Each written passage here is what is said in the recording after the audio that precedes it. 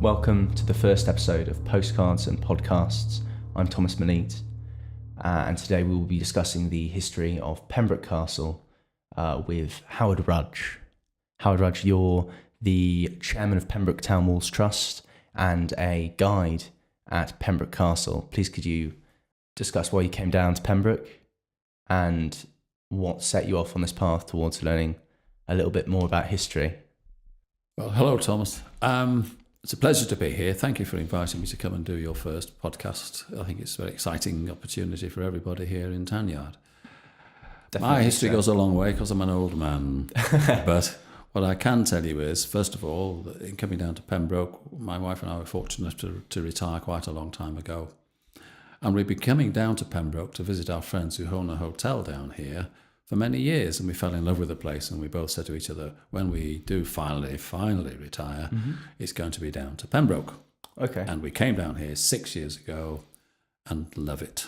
We absolutely love the place. My home base is Lancashire, and we came down from Lancashire to enjoy ourselves in Pembroke. And when I came to Pembroke, I discovered, in fact, that there is so much history here as well as great beauty that it was a perfect place for me, particularly, Okay. being an amateur historian.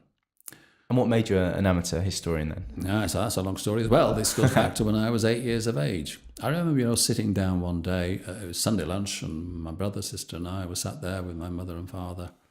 My father suddenly pipes up and he said, I'm going to start going out visiting old houses and churches and monasteries, and I'd like some company. Anybody want to come and join me? Well, my brother, my sister, my mother were not interested in history, but I was, vaguely.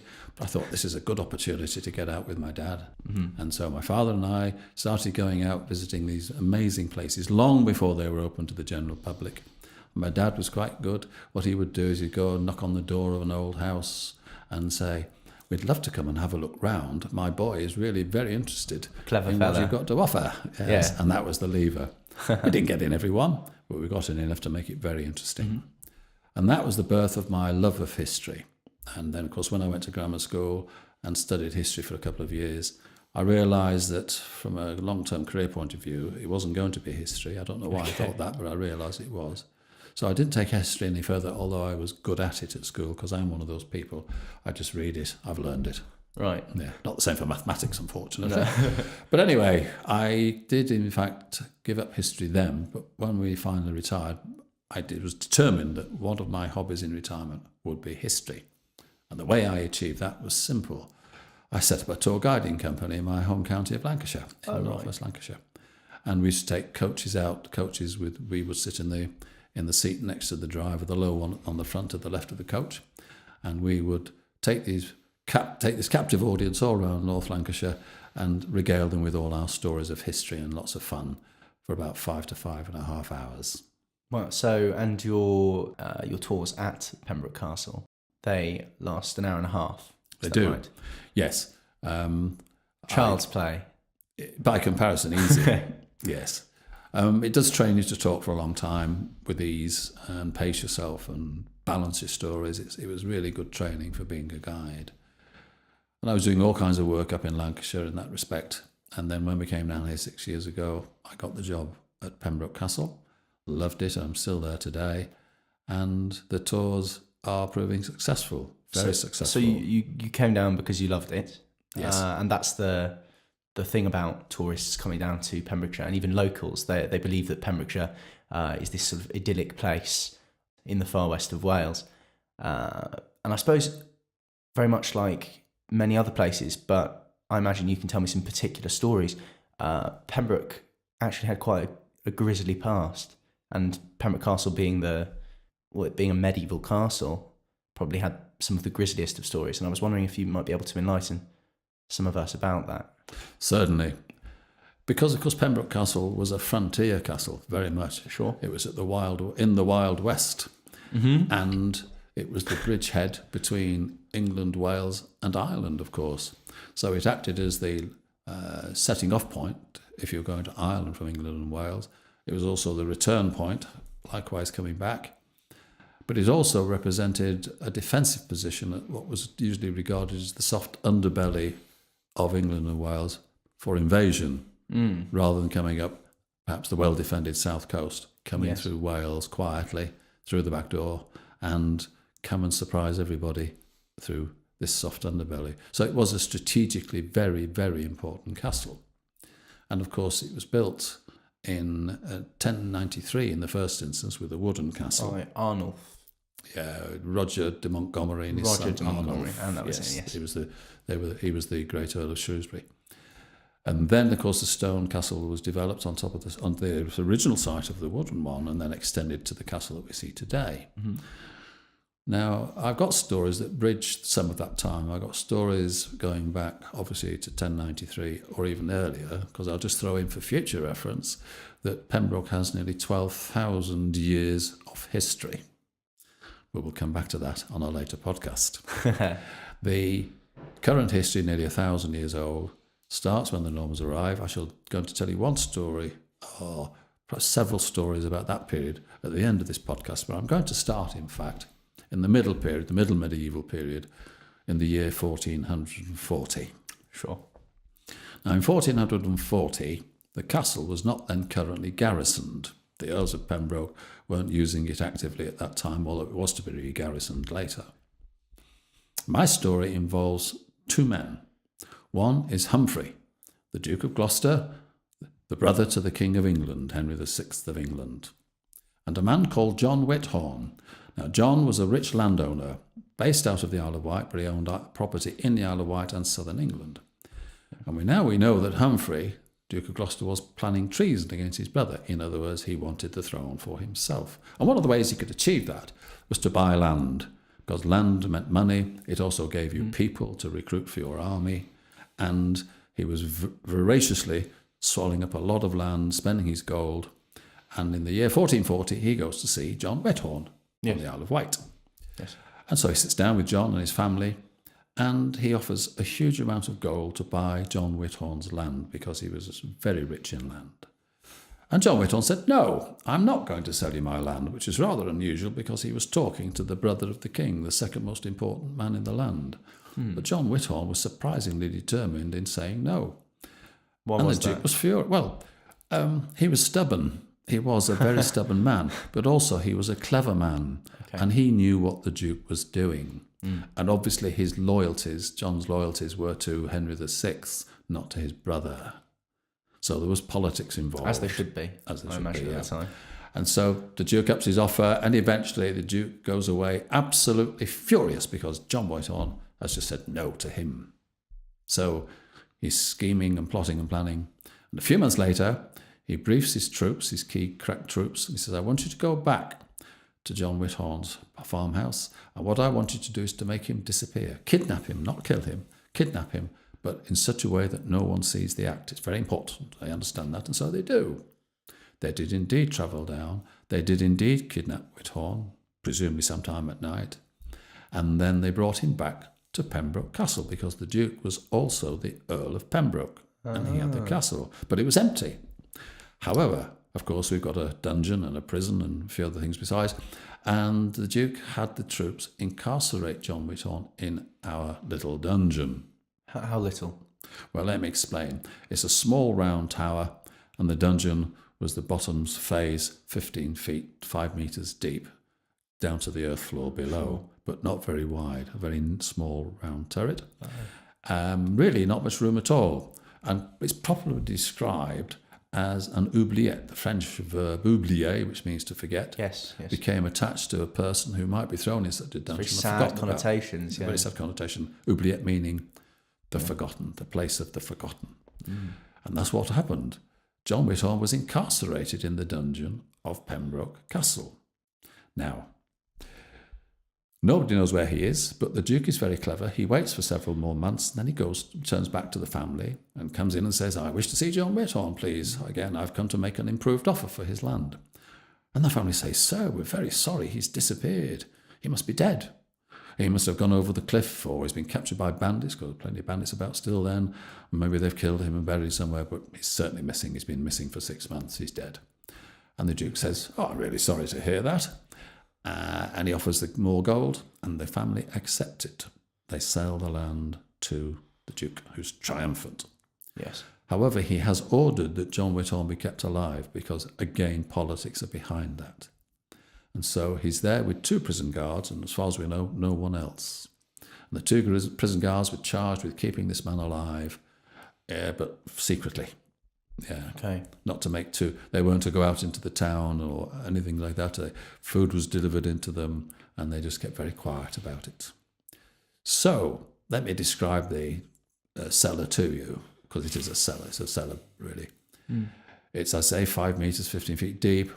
The floor is made of beaten earth. It's covered in damp straw. There are rats and mice running about, and the straw is infested with lice. Really left to rot. It's really horrible. And he was chained to the wall. He wouldn't have a bed or a chair. He would simply sleep in the chains against the back wall. He was fed food, we think, about twice a day, and he was not talked to. He wasn't allowed to talk to anybody. Let me describe the dungeon further. It's dark. There's only a very tiny amount of light in there, so you wouldn't really know properly whether it's day or night. There'd be no one to talk to. You're chained to the wall. There's nothing to do. The prison guards won't talk to you except to give specific commands or requests. And it's a hellhole. That's the best way I can describe it. And John Whithorn survived down there in the rats and the mice and the lice with no toilet to visit. So I'll leave the rest to your imagination on that one. And he managed to survive for 7 long years. Well, Now, good I on him. would ask your listeners, can you imagine surviving down there any longer than just a few months? I don't think so. No. You go mad, or you die, or you go mad and then die.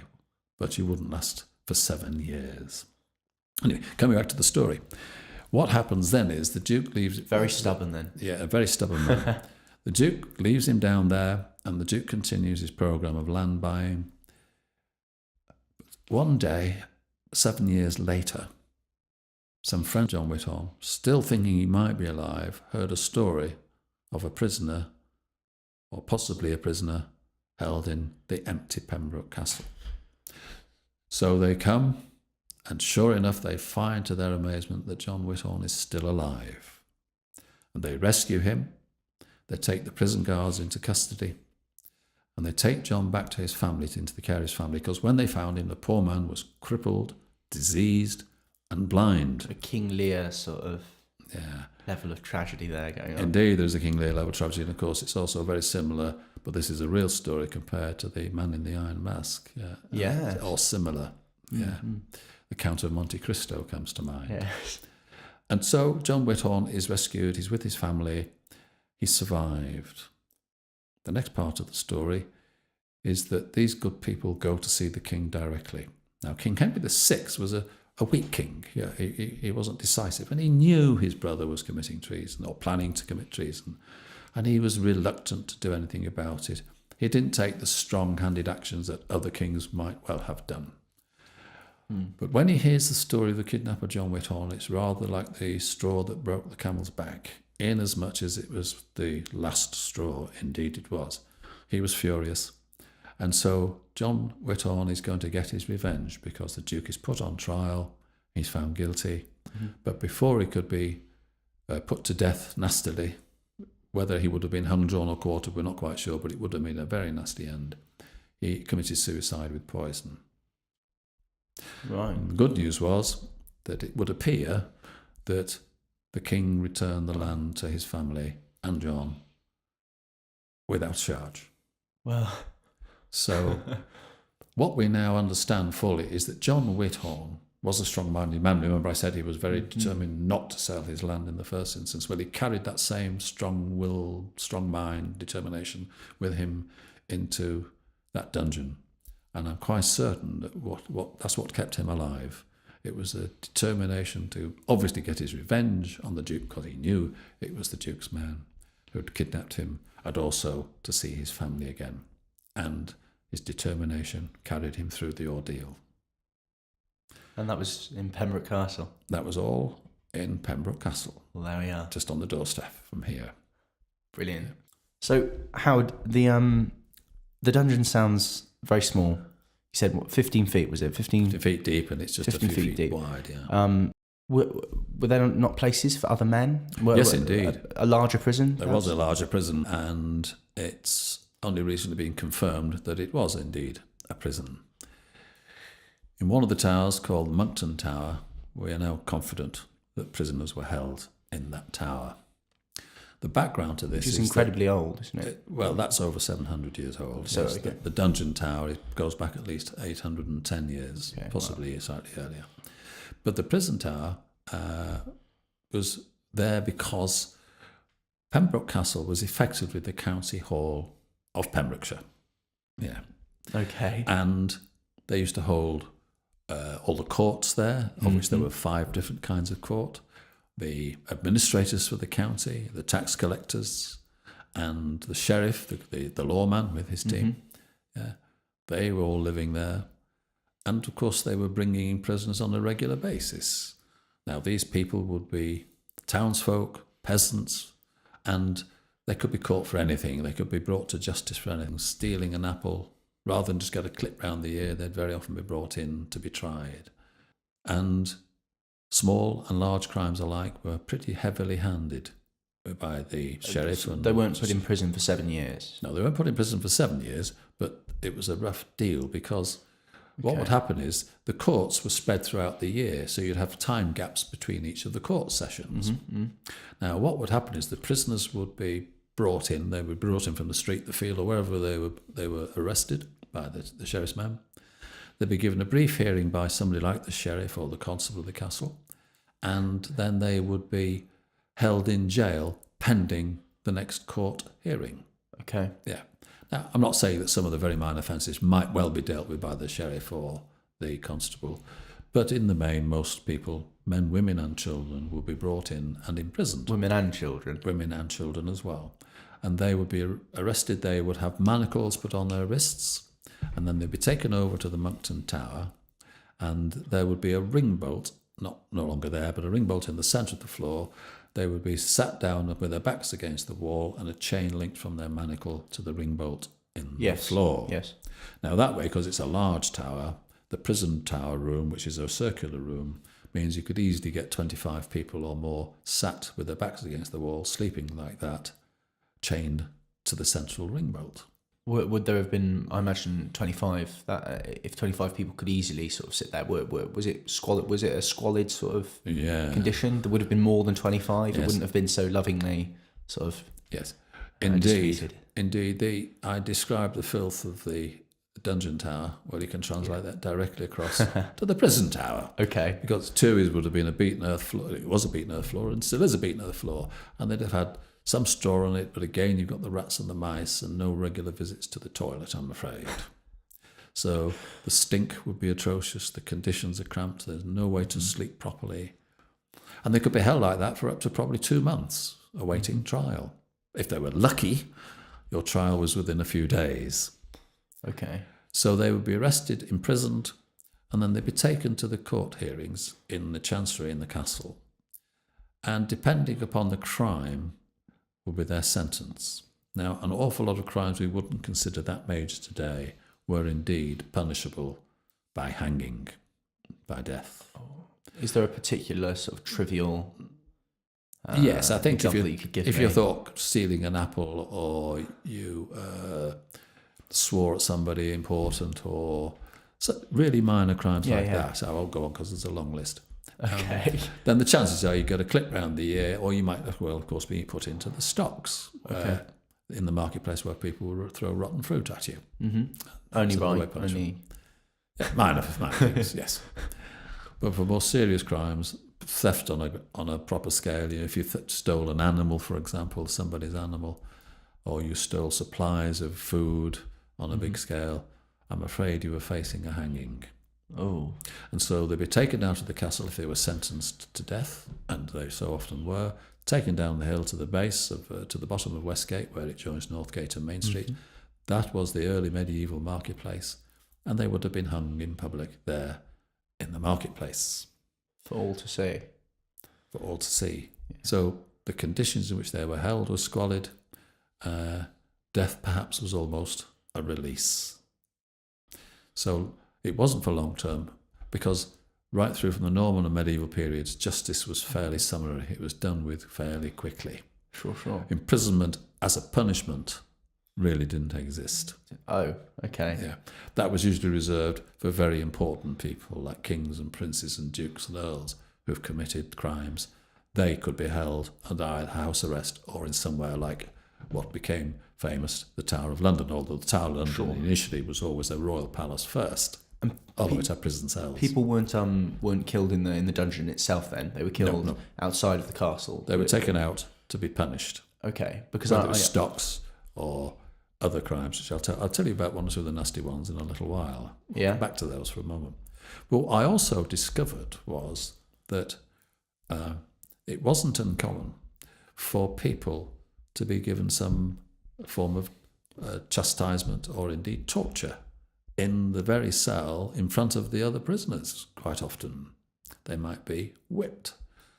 They might have their... Now, we think that waterboarding is a modern punishment, get people underwater. In fact, it wasn't. It was conducted in the medieval period. Yeah.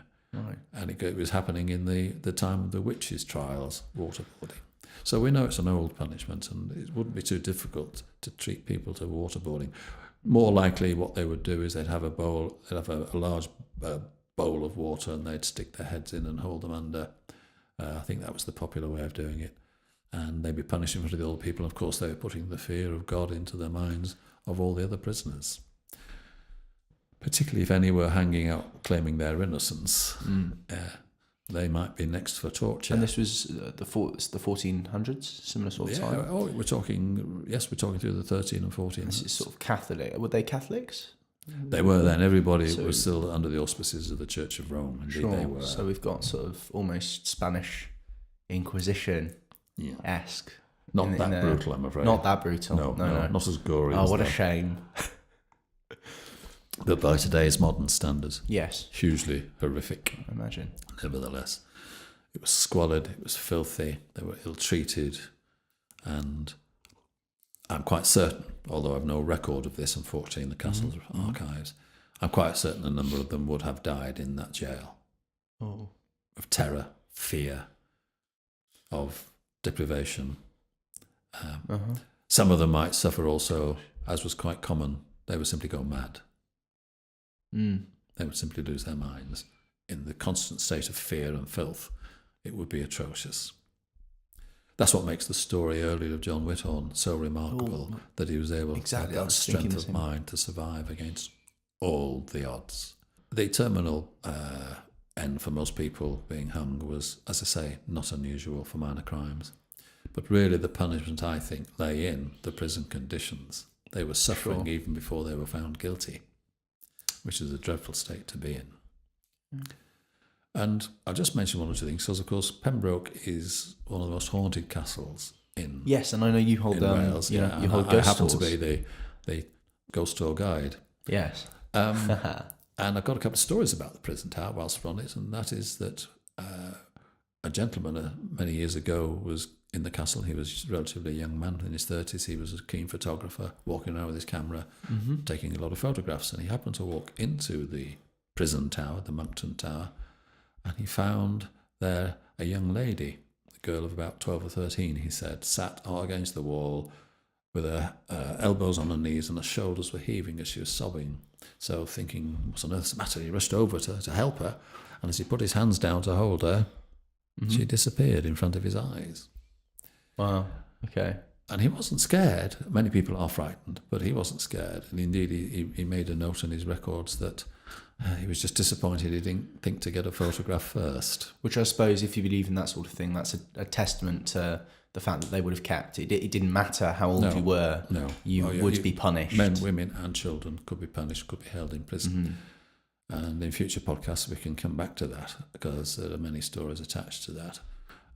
So how do we know it's a prison? Well, we're quite confident, because when you go up the steps and along the wall to walk into the tower, as you go into the corridor, the narrow corridor that leads into the tower, on the right-hand side, there is clearly what is a guard's room. Yeah. Okay. Because, in fact, in the plasterwork on the walls of that guard room, bored guards 700 years ago sat there, probably playing games to entertain themselves. were taking their knives out and scratching graffiti into the plaster, but coats of arms and names, and in fact they're so precious, of such national importance, that we have them now protected behind Listed, glass in the guard room. Yeah, and on the opposite side is the toilet for the guards, which is one of the 15 toilets on the walls of the castle. But the prisoners wouldn't be given access to the toilet. No, of course not. No. Almost... Yeah, it was a dreadful place. And the other thing we know is that the space above it, the room above it, is in fact different from all the other rooms in the castle, because it's clearly got purpose-built accommodation into the tower. People lived in the towers, but we think it was possibly for the prisoner, the prison... the gaoler, or it might have even been the sheriff's abode, the sheriff, the lawman. It could have been it, because it's quite pleasant, because you've actually got quite clearly a sitting room, if you like, and a bedroom. Okay. All right. And so clear. It was clearly for somebody of significance. And that linked with the prison itself is an awful place, because it's a large round dark tower, but the walls of that mountain tower are hugely thick, very little light, dark and dismal, and clearly a place to threaten, to discourage people from punishment. Wow. Dreadful place. Dreadful place. Howard, in regards to the dungeon tower, you said that there might be 25 or more people chained together at one time. And would they have known each other? Would they have been able to communicate with each other? Because, of course, I imagine they would have spoken Norman French, but would they have spoken Welsh? Okay. This being Wales.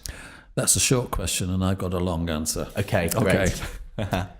Let's go back to the Normans first. The Normans invaded Wales in 1093. In numbers, they were already in Wales, but they invaded numbers and built Pembroke Castle, a wooden castle initially. Mm-hmm.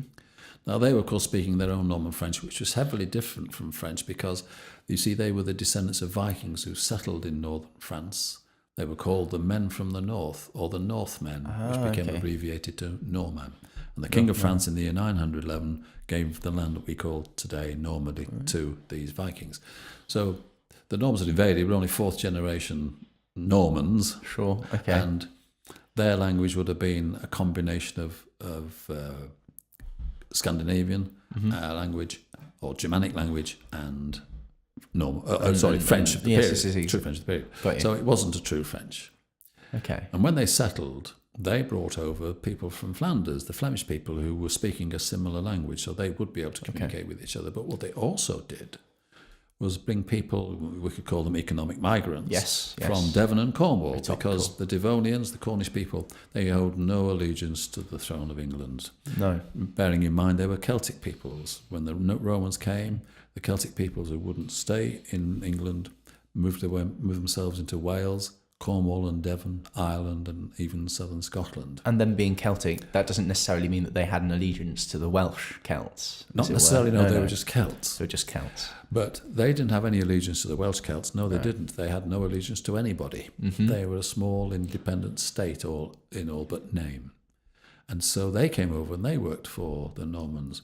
And by the way, just as a little aside, they've done DNA testing in southern Pembrokeshire, and there are clear, distinct DNA links from the people of today right back to those Celtic peoples who came across as economic migrants from Cornwall and Devon. There we are. So our heritage, our future. Already, you've got a mixture of languages. Mm-hmm. Now, as we come through to the period when the prison was built, which is about 725 years ago, we've moved on for a couple of hundred years. What you get in the land then is a mixture of French in general terms, but by now the Normans have, of course, been intermarrying the Anglo-Saxon peoples of England, whom they displaced in effect, or they didn't displace them, but they controlled and subjugated the Anglo-Saxons. And just as a small point of interest, Anglo-Saxon transplanted, perhaps. Sorry, transplanted might be a better. Indeed, yeah.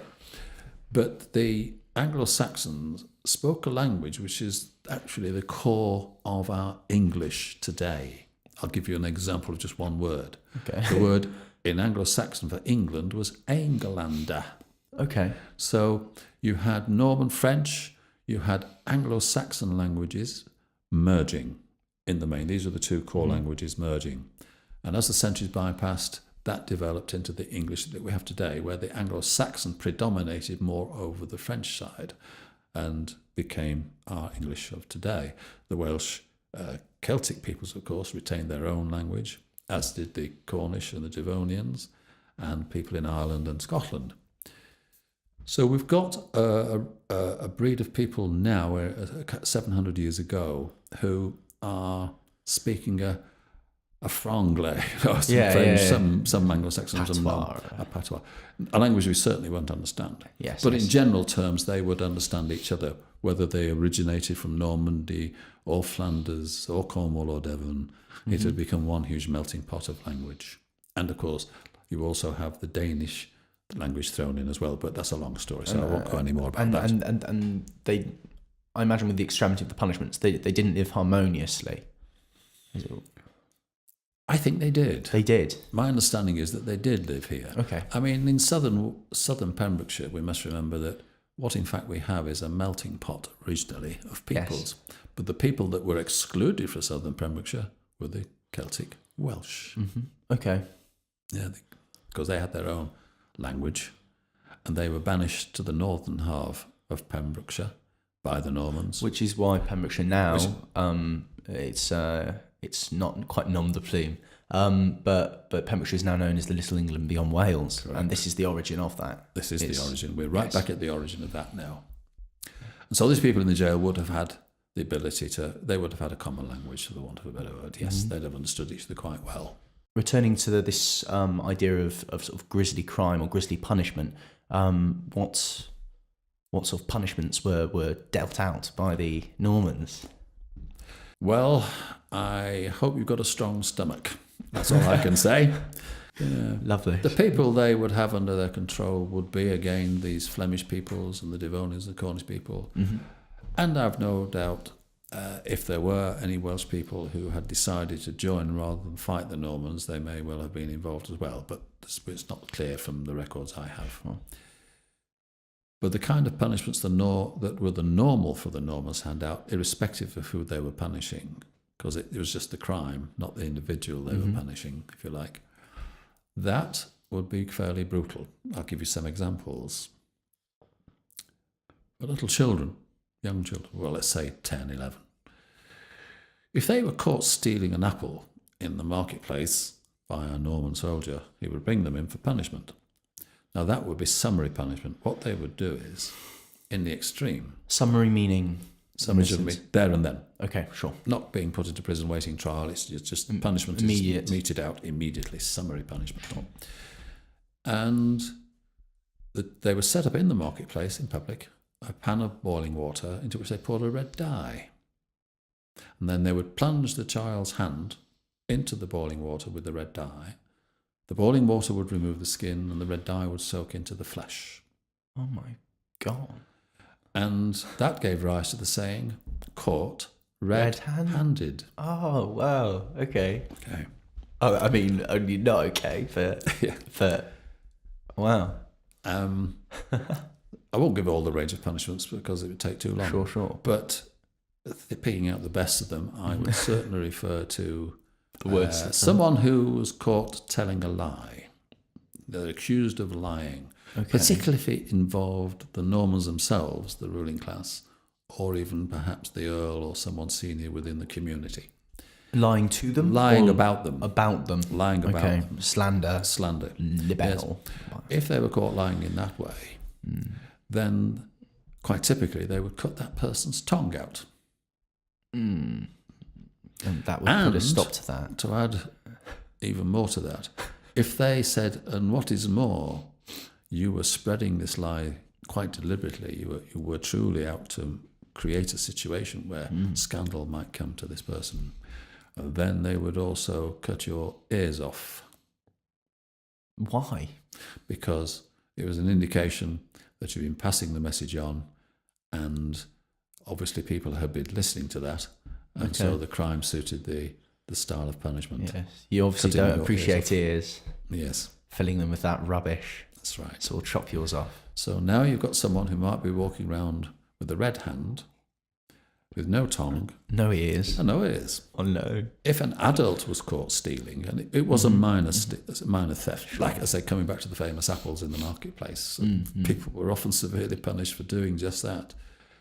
You would find an adult would again receive summary punishment, and they simply put his hand on a block and chop his hand off. Which is happening to this day, isn't it? Just these few days ago in Brunei, they've introduced Sharia law, which is basically Exactly it's old religion, isn't it? It is. So they're chopping off people's hands, and if you think that's bad, it's still happening today. Yeah, I'll tell you a little story if I may. Okay. Going back, in my youth, I spent some time working in the Persian Gulf, as it was called then, but on the Arabian side of the Persian Gulf. Right. And I was doing junior menial jobs, which included security, watching people as goods were being transferred and moved about. And I caught one man stealing boxes of pills, medicines that were being imported. Which would have been very expensive at the time. Arabia, which would have been very expensive, yes. And the authorities took him away, and I thought no more of it. Except a week later, I heard that he had had his hand chopped off for that crime which I had reported. So I sent that man to prison to have his hand chopped off, which lived with me for quite a long time. Yeah. Horrible thing to do. Yes. Disgusting thing to do. But there you have it. And as you rightly say, it's still going on. Coming back to the nasty Normans, however. Yes. So we've got tongues missing. We have ears missing, hands missing. justice missing, Yeah. all kinds of things. If they wanted to give you a more severe form of punishment, just for the sake of it, not because it was necessarily your crime deserved such a level of punishment, it wasn't uncommon to have your eyes gouged out. Oh, Yeah.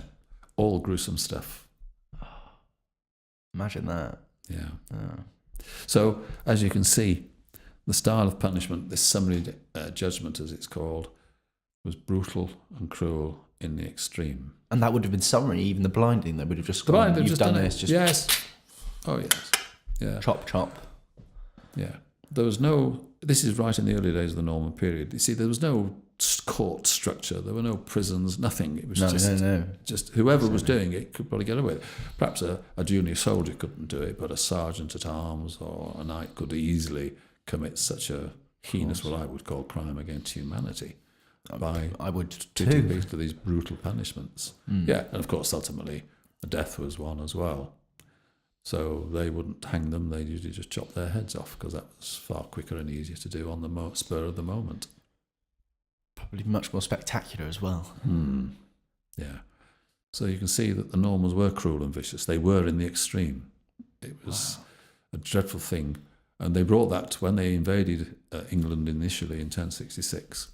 And they suppressed the 2.25 million Anglo-Saxons just using 30,000 Norman soldiers. It's an amazing feat. I mean, they were brilliant soldiers and tacticians. But the North rose up against them, the North of England rose up against them, and they famously called the harrying of the North, which doesn't sound too much, but it involved brutally slaying tens of thousands of people and burning everything. And I mean everything. They destroyed the North of Razed England. it. Yeah, they razed it to the ground, literally. Yes. And that, of course, was a terrifying example for the fate which might lie for others if they got up and revolted against the Normans. So that made it easy for them then just to pick off individuals Well, with brutal treatment, put literally the fear of God, if I can use that expression, into people. And that's the way, with clever soldiery, brilliant soldiery, they controlled a much larger enemy, the 2.25 million Anglo-Saxons. I want to say well done. That's not possible, is it? No, it just isn't possible. Brilliant. It's just a brutal truth how good they were at achieving their objectives. Thank you, Howard. And people say they would want to live in the good old days. Yes. Oh, Howard. On another matter, whilst doing my research, I came across lots of earls lots of Earls of Pembroke Castle, and there was a First Earl, and then there was a Second Earl, and then there was a Third Earl, and then there was a First Earl, and then there was another First Earl later on, later along the line, and this confused me somewhat. Would you be able to? It confuses most people. Oh, does it? You're Right. okay. Everybody gets Great. confused with this. Yeah. Just to give you a broad example that explains it simply. Okay. Obviously, there was a very first Earl of Pembroke. Sure. Yeah, once the Normans settled here, there was a first Earl. And then there was in the same family, his son, and then his son. So you got 1, 2, 3. But then, back then particularly, the further back you go in history, the more this happens. The king fell out with the third Earl, and so booted him out and appointed a new Earl from a different family. Sure. So he became the first Earl of the second. What qualifying attributes would the new First Earl have to be the good pal of the first king? Earl of, what's that? A good pal of the king. Yeah, somebody he liked. Okay. Yeah, and who he knew could do the job. There were. He wouldn't just appoint somebody who was his friend. He knew that when he was appointing a man to Pembroke, he was appointing a man who had to make independent decisions because they're so far removed from the centre of power. Yes, 250 as we are now, which was like beyond the moon in those days. Yes, that this Earl had to be capable of judgment. He had to be capable of understanding where he was. He understood how defence was important. Because you were saying earlier that this was a frontier. It's a frontier. It's a frontier and a prime strategic position. You had Ireland. Yeah, one of the most important strategic places in the land. In fact. Well, in fact, there's even today there's a naval base that was called the Stronghold in the West, and it's because this particular position is so vital to military politics. Indeed. Even now. Yeah, absolutely. It still is, without a doubt. Yeah. And so he had to appoint a good man, a man he knew had the strength, the understanding, the intelligence to be capable of independent decision-making and would be a good stronghold against any potential invasion. And so... And then I imagine they would carry on the line? They would carry on the line, and at some point, remember, it usually passed down through the male heirs, albeit, let me stress, this is another day, but women in the medieval period were, in their own right, equal to men in the sense that they could own property. It might be a small farmhouse, it might be a manor, it might be an estate, it might be a castle. Earls, countesses had very much the same authority and power as any man. Well, the word man itself literally means its immediate origins or its initial origins are literally mean person. Person, and it was the attachment of weir onto which was wife, which then became woman. But there was this idea that male or female, you would be a person. Yeah. Okay. But what would happen is the king again, if that man was to say commit treason against the king, if he changed his allegiances, then the king's going to get rid of him, and he appoints another the family. First Earl. Yeah, they called them the creations. The creations. Yeah. Okay. So you get the first, second, third Earl gone. Next new Earl. So that's the first creation. Is the first Earl of the first creation, the second Earl of the first creation, the third Earl of the first creation. Okay. Now the next one's the first Earl of the second creation. Yeah, I won't go on. I see. You get the picture. And that's why you get so many different creations of the earldom of Pembroke, as you would anywhere else indeed, or indeed dukedoms. One of the things that with postcards and podcasts is, one of the key things, is that we wish to encourage young people to foster a greater affection for history and to consider their own heritage to be something of greater value to them, and perhaps they could learn more about it. So with that idea in mind, who was the youngest Earl? Because these are great positions of power, and I was wondering whether there was anybody who was very young in such a position, or whether in that day, as it is now, you had to be, 18, or in America 21 to be considered a man, to be considered worthy of such jobs, because of course there was it was a harder life, and therefore I imagined you had more responsibilities at a younger age. Absolutely right. Absolutely right. And I will answer that question in a second, but Okay. I just want to digress slightly and come back to your original point, is that the reason I'm here too is I share your passion for bringing heritage to young people. Mm-hmm. Because going back to what I first said about my father inculcating the love of history into me, Yes. he said two things quite early on, and he repeated it when it was necessary till I really understood it. He said two things. He said, history is who you are, Howard. He was talking about your ancestors are your forebears, and your personality, character, looks come from those people. It is moulded by your ancestors. Okay. Yeah. And that's another time. That's another one. That's another session on genealogy, perhaps. But he also said that history constantly repeats itself. In other words, people keep making exactly the same mistakes, and they still do to this day. Yes. And there's thousands of examples of where history has constantly repeated itself. People making the same mistakes, whatever the topic you're talking Chopping about. hands off for stealing apples. Yeah, it's still around. Still the same mistake. Still the same. Still the same mistake. So because I loved history from an early stage, and because when I do tours and when my fellow guides are doing tours in the castle, one of the common comments that we get back is, and this is not said in any sense of self-praise, it's said that people say, I wish you had been my history teacher. Oh. Because we all tell stories, all of us. This is what we do. We tell stories and in the process get the history across. And history can be fascinating if you apply the storytelling technique to it. And that's my ambition as well, to get young people interested, because then they too can learn those two key lessons. History is who you are, and history constantly repeats itself. And you know, if you learn that, you can avoid so many mistakes, because people keep making them.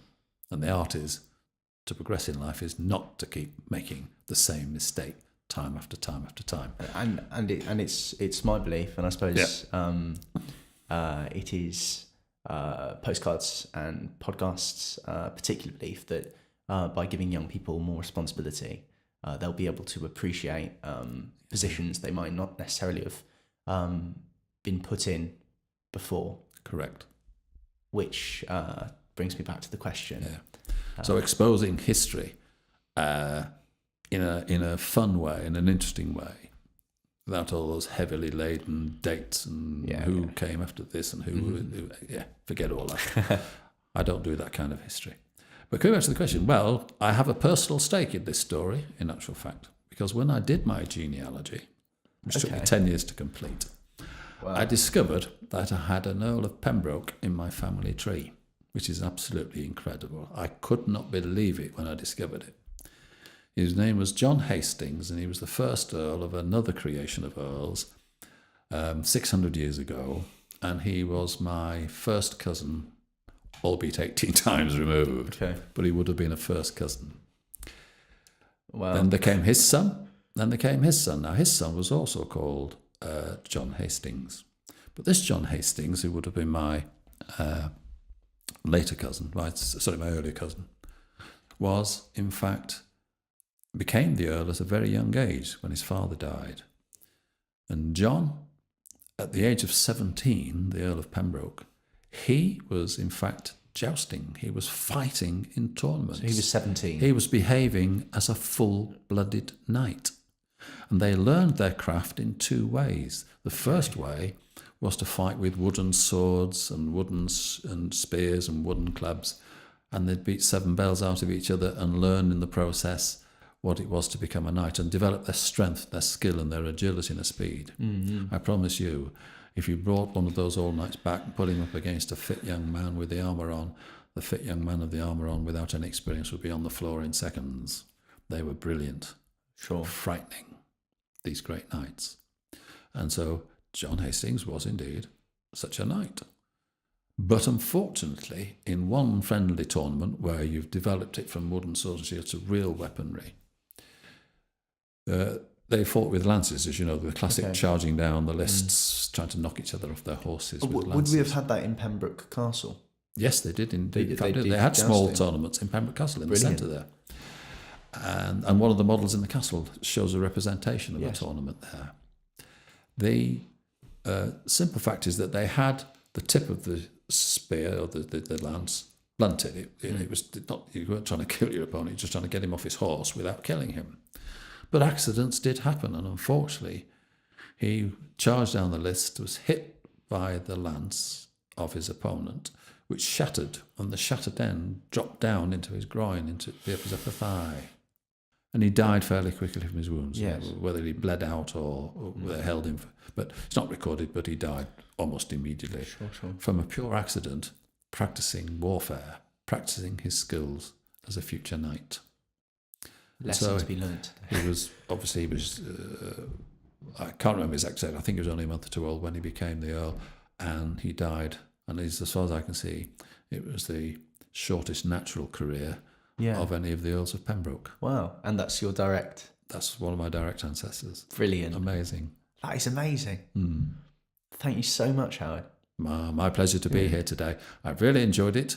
I look forward to coming and helping you out again with more podcasts. But I know you're out on the road soon. Yes. Meeting other people. Yes. So I wish you all the best in Thanks your for research and talking to all these people. Thank you, Howard.